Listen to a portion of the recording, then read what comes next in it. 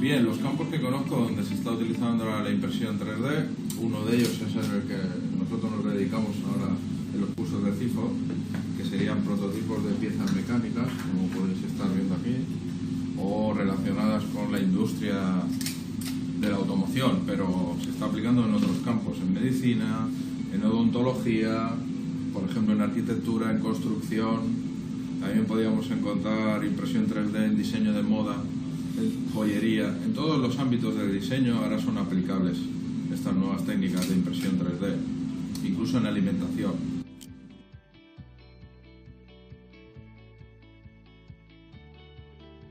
Sobre la bioimpresión 3D en órganos, lo que os puedo decir es lo que he estado leyendo, sobre todo en prensa, algunos artículos especializados, también toda la información que ahora podríamos encontrar en internet, pero sí que sé que es una tecnología todavía muy embrionaria, pero que está llegando a propósitos y límites buscados, ¿no? Conozco incluso ya de casos con éxitos. Algunas universidades han trabajado en esos proyectos, algunas universidades de medicina, y conozco el caso de la generación de un riñón artificial ya con esta tecnología. También conozco temas de óvulos generados con impresión 3D de tejidos, e incluso he estado leyendo y viendo algunos vídeos por televisión y demás de algunas reconstrucciones de tejido humano por culpa de algún tipo de lesión, por ejemplo la impresión de partes de una oreja incluso, ¿no? Entonces, bueno, sé que el funcionamiento es un poco distinto en ese caso, porque lo que diferencia una impresión 3D en todos los ámbitos es el material que utilizas, pero sí que conozco ya esta tecnología, que está en auge, y lo que veo es que al final está muy por llegar, pero la humanidad siempre que se ha encontrado con ese tipo de retos pues ha estado buscando soluciones. Entonces no me cabe ninguna duda de que al final los humanos seremos capaces de crear lo que queramos en ese ámbito.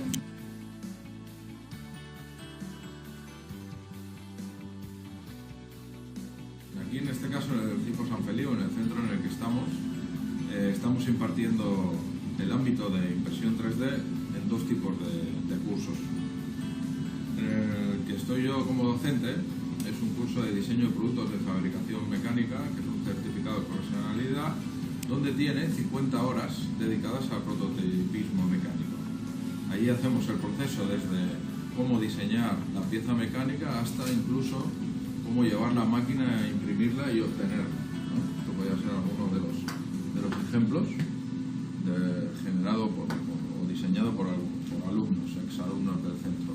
Pero luego es verdad que tenemos un programa más amplio, que sería un certificado que está pendiente de aprobación, es decir, es un certificado experimental de 450 horas.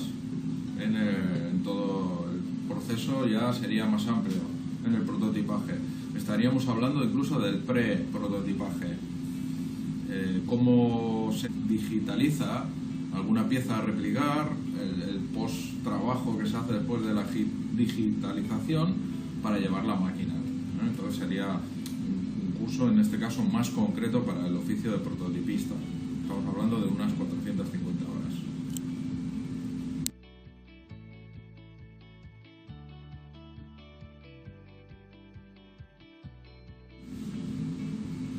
Por los breves y pocos conocimientos que tengo en el sector de la medicina, se diferencia un poco la impresión o la bioimpresión específica de órganos respecto a la impresión de prototipos, ¿no? Estamos hablando de que una impresión de prototipaje mecánico es importante el material que utiliza, y cuando hablamos de la impresión en medicina, de momento deberíamos descartar la fase previa de la digitalización. Por lo que sé o por lo que tengo entendido, no se trabaja todavía con escáner y el proceso es un poco más complejo. Se parte de células madre y otros tipos de tejidos y demás.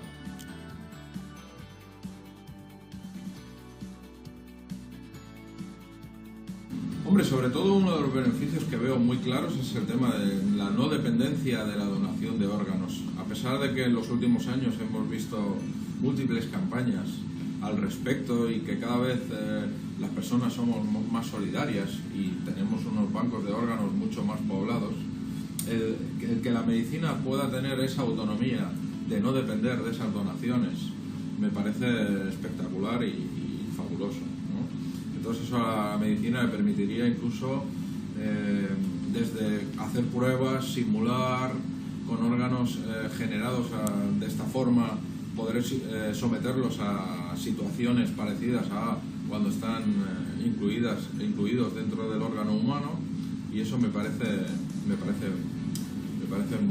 muy importante. También, bueno, hablando de este proceso y esta simulación, me gustaría comentar que recuerdo un caso en concreto de un niño de 15 años que le apareció un tumor en la cabeza. Entonces la operación era bastante compleja y gracias a la impresión 3D lo que se pudo hacer era generar todo su cráneo en impresión 3D, y los cirujanos que iban a participar en esa operación pudieron hacer múltiples simulaciones, y eso permitió que, por un lado, la operación real luego fuera con éxito, e incluso lo que se temía mucho por el riesgo de esta operación es que el niño pudiera quedarse sin vista, sin habla, etcétera. Entonces, el que a partir de este tipo de impresión y con órganos ya generados de esa manera la medicina pueda simular, creo que ese es uno de los máximos fines. Y luego poder utilizar órganos sanos para sustituir y combatir cualquier tipo de enfermedad, una de ellas el cáncer, que nos tiene a todos siempre muy acongojados, ¿no? El poder sustituir un órgano sano por un órgano enfermo me parece espectacular.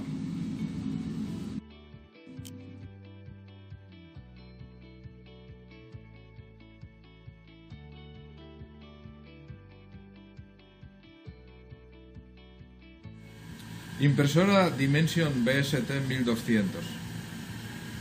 Esta impresora tiene un volumen de impresión de 2,54 milímetros por 2,54 milímetros, ancho y largo, y de altura podríamos estar imprimiendo hasta 305 milímetros. Es una impresora que ya tiene aproximadamente unos 15 años y que trabaja con cartuchos de hilo ABS.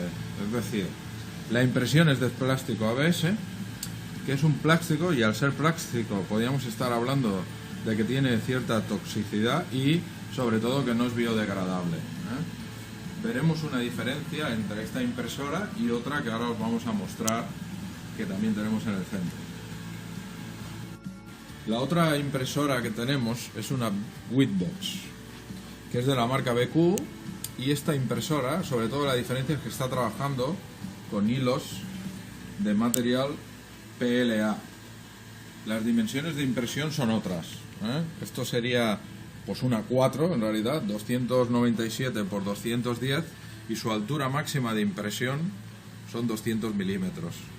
¿Qué diferencias entonces hay entre el material plástico ABS y este material que se llama PLA? Sobre todo que es orgánico y biodegradable. Evidentemente el ABS tiene más resistencia mecánica, pero en este caso incluso el precio de la impresión es mucho más barato. Aquí incluso podríamos ver bobinas de PLA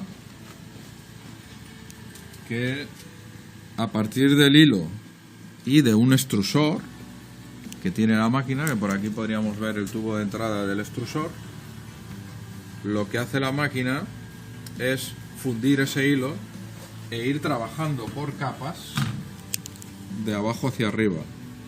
La máquina lo que hace es subir en eje Z e ir imprimiendo. En este caso estamos viendo una impresión por acabar, donde tiene una rejilla interior para ahorrar sobre todo material, ¿no? Y ganar en tiempo de impresión. Pues esta es la otra tipo de máquina que tenemos, es bastante más moderna. Generacionalmente ahora hay otro tipo de máquinas, incluso otras tecnologías, ¿eh? En ambos casos las dos máquinas son de tecnología aditiva.